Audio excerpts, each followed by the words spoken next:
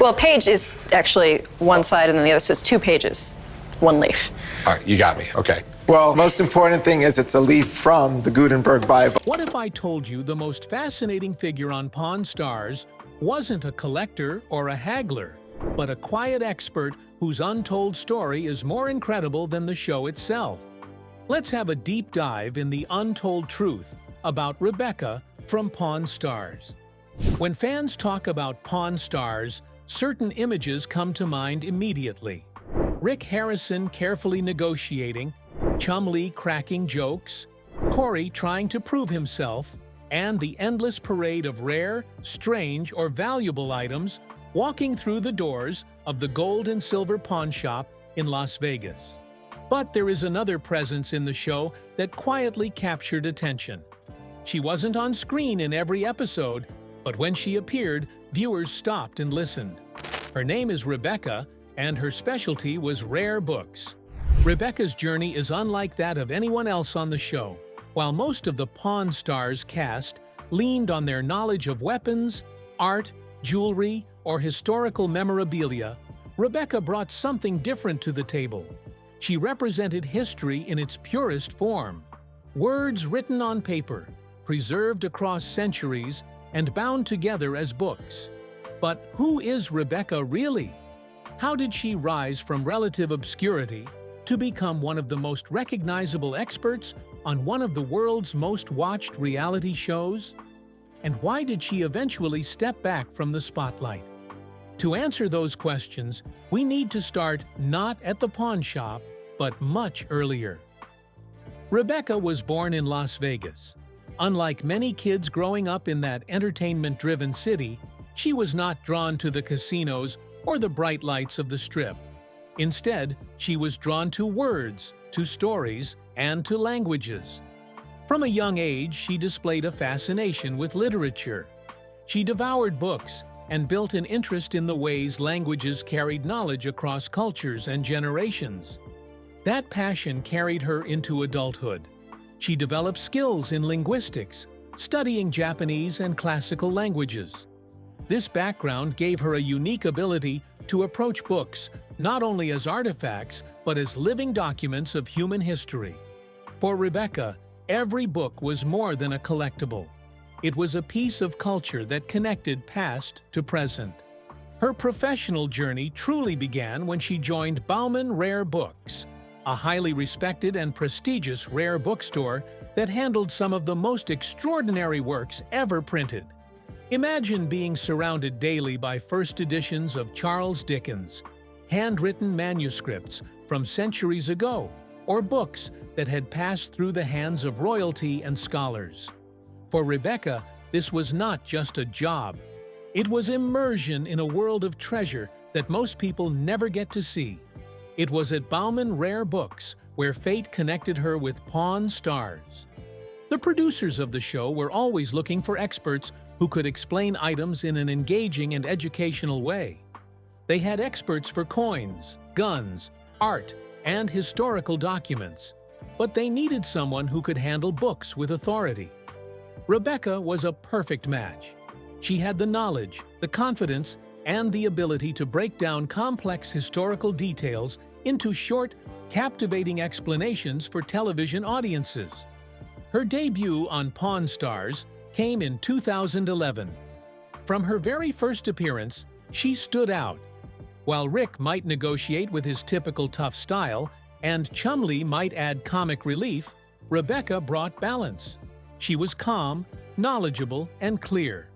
When a rare book came in, she explained its origin, the significance of its author, the details of its binding, and the reasons it might be valuable. Viewers at home suddenly felt like they were in a classroom, but one that was exciting and filled with stories instead of dull lectures. One of her earliest appraisals involved a book from the 16th century. For most people, this would be just an old, dusty volume. But Rebecca illuminated its significance. She pointed out how the binding revealed the era in which it was made, how the paper indicated historical printing methods, and how its rarity placed it in a category worth thousands of dollars. For the person selling it, this meant real money. For the viewers, it meant learning something they never knew before. Rebecca quickly became a favorite. Fans began searching online for more information about her. They wanted to know about her background, her age, her interests, and even her personal life. She was not just a book expert anymore. She was a public figure. And while other experts came and went, Rebecca had a presence that stuck. But her rise was not without challenges.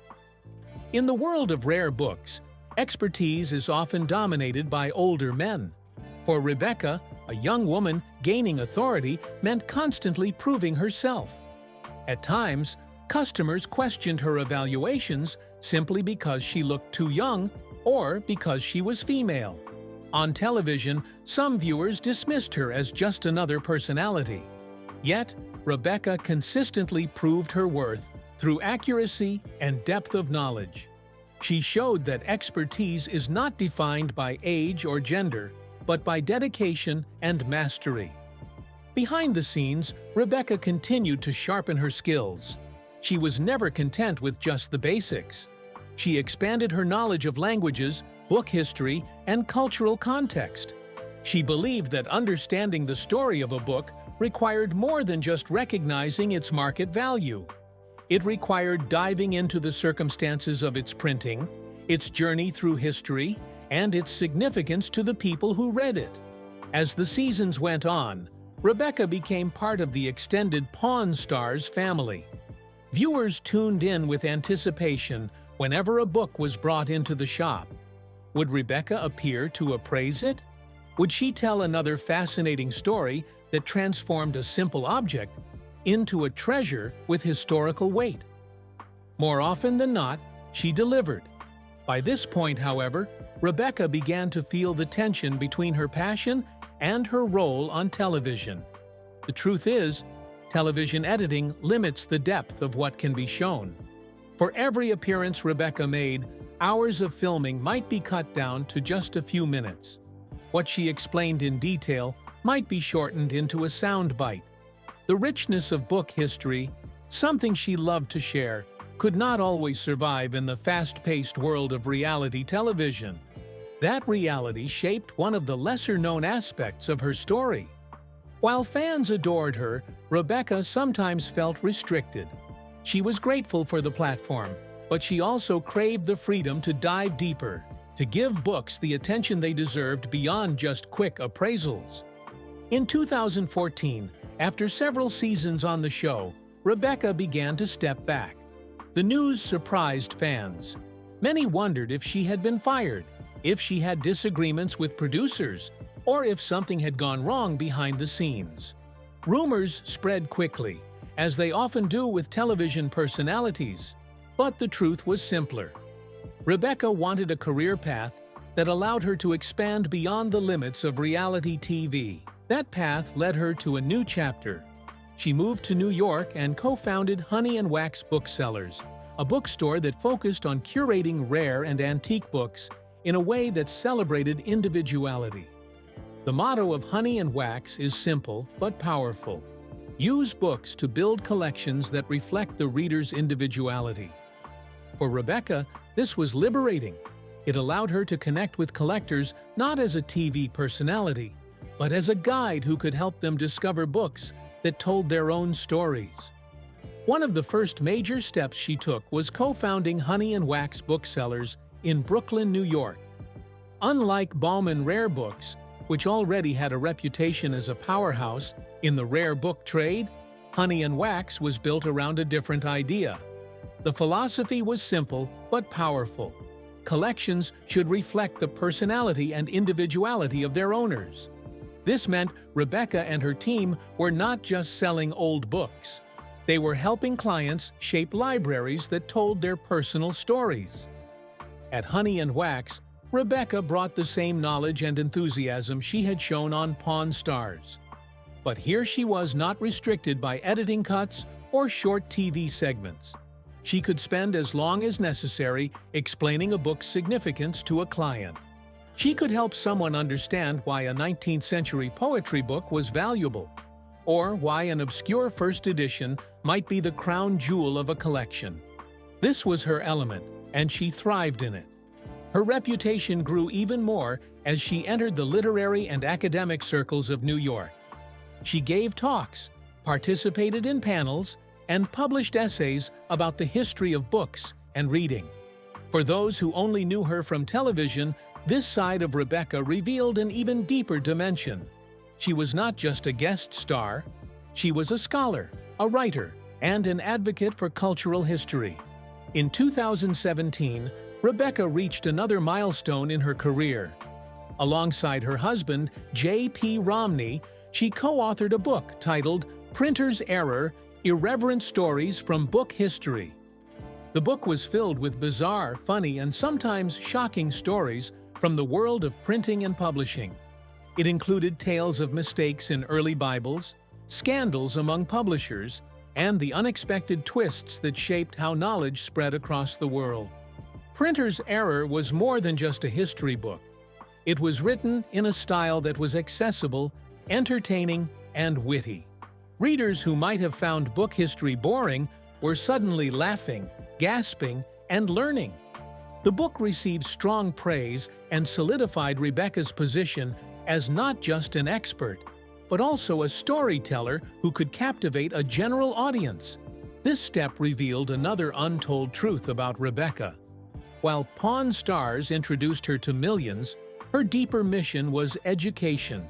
She wanted to bring the hidden stories of books to life. She wanted people to see the humanity behind the objects. A book is not just paper and ink. It is the story of its author, its printer, its readers, and its journey through time. Rebecca also became known for her advocacy for women in the rare book trade. For centuries, the world of book collecting had been dominated by men. Auctions, trade shows, and dealer networks often reflected this imbalance. Rebecca challenged that reality. She showed by example that women could be leaders, experts, and innovators in this field. At Honey and Wax, she even launched initiatives that supported women collectors and highlighted their contributions to literary culture. Meanwhile, fans never stopped asking about her. At book fairs and events, people approached her not just to talk about rare books, but to mention how they remembered her from Pawn Stars. Some admitted they had started collecting books after watching her appraisals. Others said they tuned into the show specifically when she was featured. Rebecca often laughed about this, saying she never expected to become a TV personality.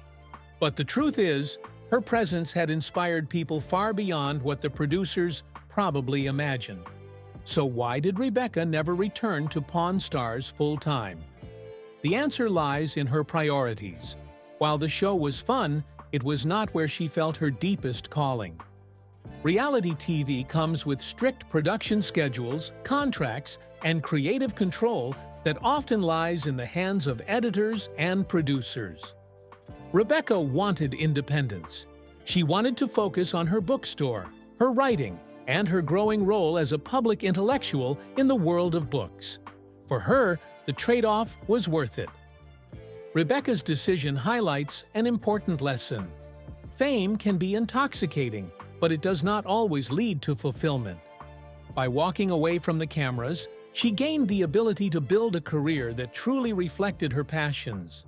That choice set her apart from many reality TV personalities who struggle once their shows end. Rebecca's legacy did not end with Pawn Stars. It expanded far beyond it. In recent years, Rebecca has continued to appear in podcasts, interviews, and lectures. She has spoken about the importance of literacy, the survival of print culture in the digital age, and the joy of collecting. She has argued that while technology changes, books remain one of the most resilient and powerful ways to preserve knowledge. In a world where screens dominate, Rebecca reminds people of the value of holding history in their hands. Another fascinating part of her untold truth is her linguistic expertise. Fans know her as a book expert, but fewer realize that she studied Japanese and classical languages. This gave her a rare ability to evaluate texts from cultures outside of the Western tradition. For Rebecca, Every language offered new insights into human thought. This multilingual background enriched her career and added layers to her expertise that were not always visible on television. When we step back and look at Rebecca's journey, it becomes clear that her story is not about leaving something behind, but about moving forward. She started as a young woman fascinated by literature, became a respected rare book dealer, found herself in the bright lights of reality TV, and then deliberately chose to step into a quieter, more authentic role. That arc reflects strength, independence, and vision. The untold truth about Rebecca is that she represents the power of passion. She turned a love of books into a career that touched millions. She used her knowledge not just to appraise objects, but to teach, inspire, and connect. And in doing so, she showed that expertise combined with authenticity can create a legacy far more valuable than fame. Today, Rebecca continues to be a respected voice in the rare book world. She may no longer appear regularly on Pawn Stars, but her influence lives on every time a fan picks up a book because of her. Every time a new collector enters the trade inspired by her story, her impact grows. Every time a young woman considers a career in a field once dominated by men, Rebecca's example lights the way. So when you think about Pawn Stars, remember this: the show was never just about haggling over prices or discovering treasures. It was also about the people who gave those treasures meaning.